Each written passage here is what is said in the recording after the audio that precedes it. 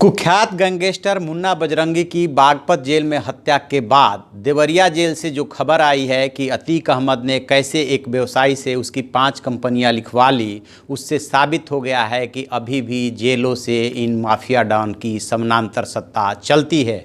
Jail प्रशासन, police और प्रशासन शासन उसके सामने बेबस है। कौन है अतीक अहमद, कैसे वो ऐसे अपना समानांतर सत्ता चला रहा है, मैं आपको बताऊंगा। मैं हूं विद्याशंकर तिवारी, इंडिया न्यूज़ के डिजिटल चैनल इन खबर के लिए। दरअसल जो भी इस तरह के कुख्यात डॉन है, चाहे मुख्तार अंसारी हों, चाहे मारे गए मुन्ना बजरंगी हों, चाहे अतीक अहमद हों, इनके पीछे कोई न कोई पॉलिटिकल प्रोटेक्शन रहता है। और बाद के दिनों में मुख्तार अंसारी और अतीक अहमद शुरू में डॉन रहे, उन पे कई हत्या, लूट, मर्डर के मुकदमे रहे। बाद के दिनों में उन्होंने राजनीति में प्रवेश किया क्योंकि जानते थे कि बिना राजनीतिक संरक्षण के वो बच नहीं सकते। अतीक अहमद उसी में से एक है जो श्रावस्ती का रहने वाला है और इलाहाबाद क्षेत्र में उसकी तूती बोलती है। 17 साल के उम्र में इसने पहली हत्या की थी और उसके बाद ये चर्चे में आया था। लेकिन जब शुरू के दिनों में इसने ठेकेदारी का काम किया, खदान का काम किया, अपहरण किया उसी दौरान, और पूरे पूर्वांचल में अपना इलाहाबाद के इर्द गिर्द अपना साम्राज्य फैलाया। 17 साल की उम्र में हत्या के बाद चर्चे में आया था और जब देखा कि इस तरह से अब वो बच नहीं सकता, पुलिस के निशाने पे आ चुके हैं, बताते हैं कि उसके ऊपर लगभग 4 दर्जन से अधिक मामले दर्ज है, तो वो पहली बार जो है चुनाव लड़ा और निर्दलीय चुनाव लड़ा था। और वो जो है 1986 से 2007 तक उसके खिलाफ 1 दर्जन से ज़्यादा मामले दर्ज रहे और उसने पहला चुनाव लड़ा 1989 में इलाहाबाद पश्चिम से और वो विधायक बन गया। तब वो निर्दलीय लड़ा था और 1996 में उसको एसपी ने टिकट दिया तो फिर वो जीता। वो 5 बार विधायक रहा है इलाहाबाद पश्चिम से और दूसरी जगहों से भी वो चुनाव लड़ा है और उसमें से 2 बार वो निर्दलीय, 2 बार सपा के टिकट पर और 1 बार अपना दल के टिकट पर वो जीता है और 1 बार वो सांसद रह चुका है। अतीक अहमद वो पहला सांसद है कि सांसद रहते हुए, सपा के सांसद थे, सांसद रहते हुए उनके ऊपर 20,000 का इनाम घोषित किया गया और वो फरार रहा।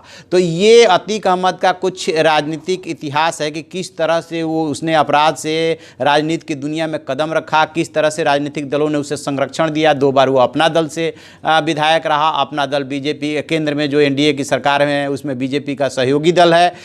अब उसकी यदि बात करें कि कब कहाँ से जीता, तो 1989 में 89 में इलाहाबाद पश्चिम से वो विधायक बना था। 99 में अपना दल का उसने दामन थामा, प्रतापगढ़ से चुनाव लड़ा लेकिन हार गया। 2002 में वो अपना दल से विधायक बन गया था और तब जो है यूपी में जब सरकार बनी तो उसने मुलायम का हाथ पकड़ लिया। 2004 में वो फूलपुर से सांसद बन गया सपा के टिकट पे। 2007 में जब मायावती के हाथ में सत्ता आई तब जाकर के वो उसको डर पैदा हुआ और इधर उधर भागने लगा। लेकिन वो तब तक सांसद 2004 में सांसद चुन लिया गया था और उसी दौरान जब उसके सांसद वो बन गया था तो जो इलाहाबाद पश्चिम की टिकट सीट थी वो खाली हो गई थी, उस पर उपचुनाव हुआ तो उसका भाई जो है अशरफ चुनाव लड़ा और राजू पाल बसपा से चुनाव लड़े थे और राजू पाल चुनाव जीत गए थे। उस खुन्नस में उसने राजू पाल की हत्या करा दी थी और उसी मामले में उस पर इनाम घोषित किया गया था। तो ये इसका कुछ सियासी सफ़र है। लेकिन अब सोचिए कि इसका जेल से किस तरह से समानांतर सत्ता चलती है कि उसे नैनी जेल से यहाँ ले आया गया था देवरिया और अब उसे बरेली जेल में ट्रांसफ़र कर दिया गया है। जिस मोहित जायसवाल का उसने अपहरण करा करके जेल में उसकी 5 कंपनियों को 2 लोगों के नाम लिखवाया, उसमें उसका बेटा उमर भी शामिल था, कि आधे घंटे की मुलाकात होती है। अब इस गड़बड़ झाला देखिए कि कोई भी मुलाकाती जो जेल में किसी से मिलने के लिए जाता है तो उसकी आधे घंटे की मैक्सिमम मुलाकात का समय होता है। विशेष परिस्थितियों में उसे थोड़ा बहुत बढ़ाया जा सकता है जेल प्रशासन की सहमति से। 3 घंटे तक वो बिजनेसमैन जो है जेल में रहता है, उसके साथ मार पिटाई की जाती है और उसकी 5 कंपनियां लिखवा ली जाती है और जेल प्रशासन को भनक तक नहीं लगती है। इसके बाद जब वो लखनऊ पहुंच करके इस मामले में कृष्णानगर कोतवाली में मामला दर्ज कराता है तब जाकर के राज खुलता है। अब पुलिस प्रशासन में हड़कंप मचा, डीएम के नेतृत्व में जेल में छापेमारी हुई, तब जाकर के सारा भेद खुला। इस मामले में डिप्टी जेलर समेत 4 लोग निलंबित कर दिए गए और उसको बरेली जेल में ट्रांसफ़र कर दिया गया। तो आप ऐसी खबरों के लिए देखते रहिए हमारा डिजिटल चैनल इन खबरों से सब्सक्राइब कीजिए।